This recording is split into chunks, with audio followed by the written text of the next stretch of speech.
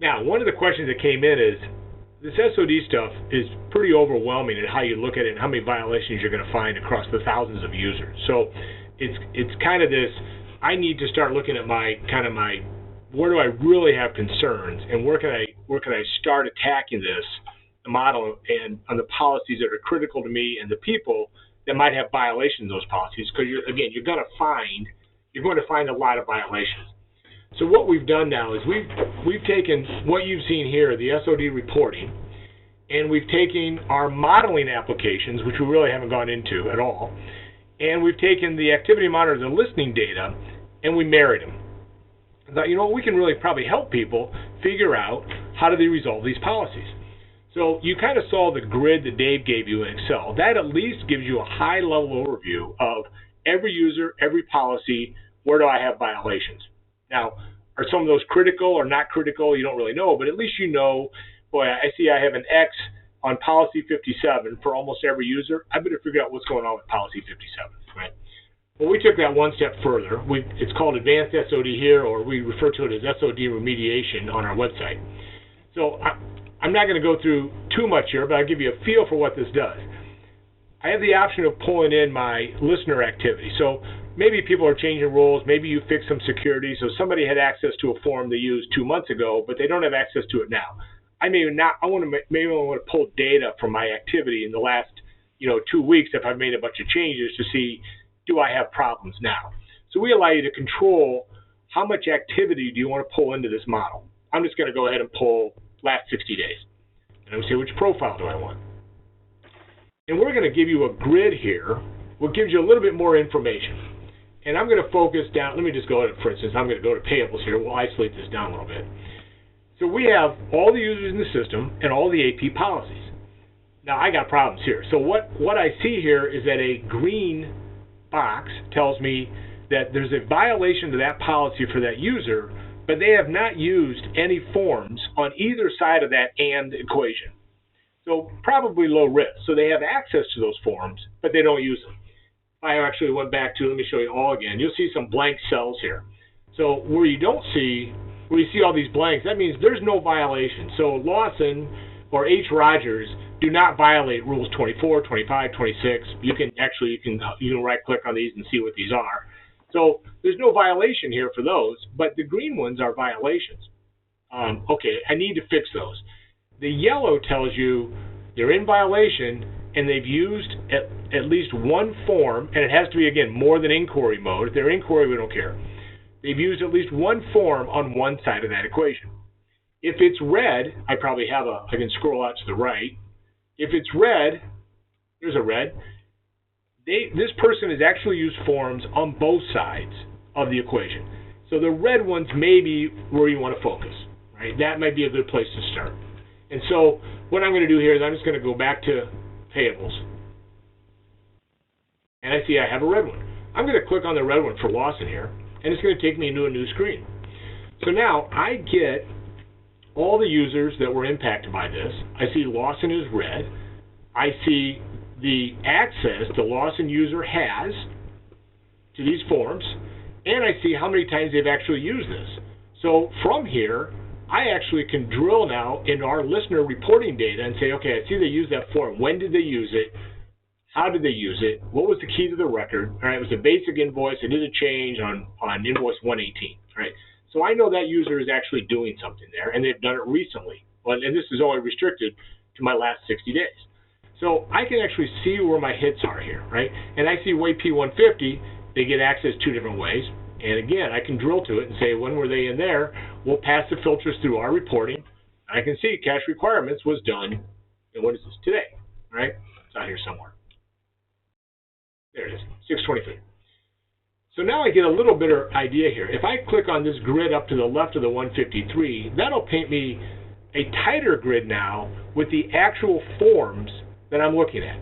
So now I see what kind of access, what kind of usage. I can get yellow, green, and red. So instead of just looking at all the policies on which one's being violated, now I've taken the policy and taken it down to the form level on what's being violated. I say, okay, I got a problem here with this Lawson user, because I see the AP 150 apparently is problematic. If I get rid of AP 150, it's funny, I had no idea Dave was going to work on AP 150 when I did this morning, so this works out well for us. So I can see how they have access. And again, all these links, I can drill to the Kinsey reporting to get more information behind it. But you know what I want to do? Now I've combined SOD violations, and I've got it with my listener activity. But you know what? I don't know what I can do to fix this. So we're going to take it with our modeling, and I'm going to decide I'm going to do something with AP 150. Because it looks like I'd have to change a lot of things here. But now on this side of the equation, I just have to fix AP 150, and I fix that user. So we're going to give you three options. I could model, what if I click on all access? So right now it says they're coming through AP processing under role AP super. If I click on all access, that's going to say, okay, what I'm trying to do is I'm going to change that rule to inquiry only. So I changed it to inquiry only by clicking on it, and now it says, oh, but you know what? Now they have access through AP setup, still full access. So changing AP 150 and AP setup to inquiry only wouldn't do anything for me.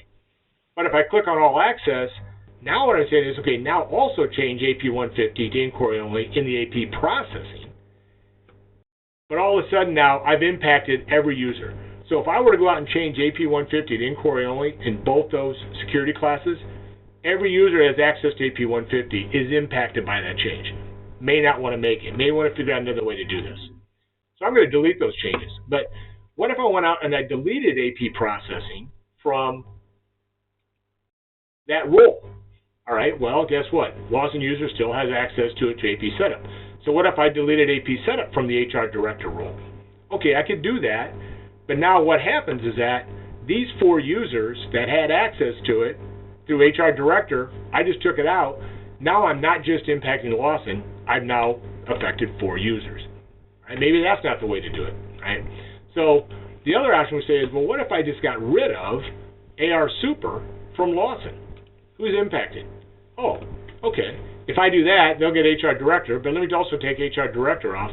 Okay, if I get rid of AR Super and AR, and maybe that's not what you want to do, but we're at least telling you, if you were to do that, what happens is I didn't impact any other users, so my modeling software tells me that. And I did fix this policy because now this user has no access. So if I now refresh this, and I'm going to go back to my grid, I'm going to see that not only did I fix one policy, I actually fixed all 6 policies for Lawson. So by getting AP 150 was problematic for me across multiple of these policies had I looked at every one in detail. And by fixing one, I fixed many. And in some cases, you'll see that that could have even fixed other users, because now if you got rid of something that, you know, hey, they had similar assignments, I might have also solved that for 2 or 3 other users. Now, we're not actually making this change. We're just telling you, and you can run a report that will say, if you make these changes, you will fix those policies. So, I mean, the actual solution might be set up another role or set up another security class and attach it. We're not going into all that here, but we are saying, where's my kind of low-lying fruit here? I want to attack the red ones, and maybe I can do that by changing something to inquiry only, because that's not a violation. Or maybe I can get rid of a task that's on a roll. You can do some of that modeling here, but at least we want to give you a starting point on how you attack this. You can drill into our reports. You can drill reports from any of these links to see what else is in AP processing. You can do all that. But it marries the modeling and the listener and the segregation of duty violations into one report. Now, you know, the next logical phase for us in this product is going to be what kind of in our modeling application, you can actually go out and say, what if I were to add this AP 150 to a different task? How does that impact all the users? So our modeling software will allow you to go out and do what-if scenarios on add, changes, deleted to role, security class, forms, and we'll tell you what users would be impacted by that change before you go actually make it. So if you want to add a new role to a user, we'll tell you what that user's new assignments are going to be if you do that. If you change a role assignment, or if you change a task or a security class assignment to a role, by doing that, we'll tell you every user is going to be impacted by that change. So, you know, that's kind of one of the big ifs on the security models, that you can make a change that impacts so many people, and you don't necessarily know what's that impact going to be without doing a whole bunch of research. Well, we'll allow you in our modeling application, which is used within the SoD remediation, to go in and say, what if I changed, on AP 150, what if I change it to all inquiry? How many people are going to be impacted by doing that? That's what that does. Or if I change the function code, how many people are impacted by that? So we'll allow you to do all that within the modeling application. But this SoD remediation product gives you a good high-level grid of where do I have my problems. I go to all here, and maybe what should I focus on? I may have to focus on the yellows and the reds, and the greens will come back to. But hopefully that would help you get through, a process of starting to figure out where do I tackle these problems. I'll make sure I go back through all of the chats and get back to everybody. If I didn't answer your question, I'll just make sure I do get back to you individually regarding. I'm just trying to save them all now. Regarding all the questions, I'll answer for you again. Just confirm everything so you have an email that has it specified. Sounds good. Well, thanks, Dan. Okay. This is great. Thanks all. Have a great day. Hopefully we'll be talking to you again next week when we go through the last two applications. I'm gonna close the session. You're welcome.